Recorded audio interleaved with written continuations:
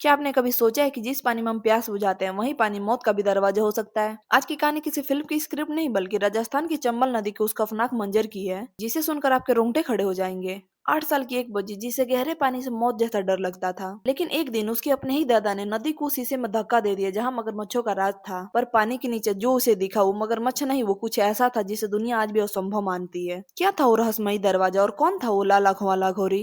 आज हम डरावनी क्राइम पर बात करेंगे, उस घटना की जिसने विज्ञान को भी सोचने पर मजबूर कर दिया। राजस्थान के कोटा की चंबल नदी अपनी गहराई और घड़ियाल के लिए जानी जाती है। यहाँ की एक स्थानीय परिवार की 8 साल की बच्ची को उसके दादा नदी पर ले गए। नदी का पानी बिल्कुल शांत था, लेकिन उस बच्ची के मन में तूफान था। उसे एक्वाफोबिया था। अचानक बिना किसी चेतावनी के उसके बाबा ने उसके हाथ पकड़े और गहरे पानी में डुबो दिया। पानी के ऊपर सन्नाटा था, लेकिन पानी के नीचे उस बच्ची के लिए एक दूसरी ही दुनिया इंतजार कर रही थी। जैसे ही वो पानी के भीतर गई, उसे लगा चारों तरफ घड़ियाल उसे घेर चुके हैं और उसके सिर पर आत्माएं मंडरा रही हैं। डर के मारे उस बच्ची ने आंखें बंद कर ली, पर जब आंखें खोली तो वो नदी में नहीं थी, वो एक प्राचीन पत्थर के दरवाजे के सामने खड़ी थी। भीतर एक चमकता हुआ सफेद शिवलिंग था और उसके सामने बैठा था एक खौफनाक अघोरी। उसकी आंखें आग की तरह लाल थीं। उस अघोरी ने उस बच्ची पर चिल्लाकर कहा, ये तुम्हारी जगह नहीं है, इस दरवाजे के अंदर जाओ। डरी हुई बच्ची उस दरवाजे के पार तो गई, पर वहां एक विशाल महल जैसा हाल था और सामने खड़ी थी एक अलौकिक मूर्ति। एक ऐसी मूर्ति जिसे उस बच्ची ने आज तक कभी अपनी लाइफ में नहीं देखा था। वो मूर्ति उसे कुछ बताना चाहती थी, लेकिन तभी उसे पानी के बाहर खींच लिया गया।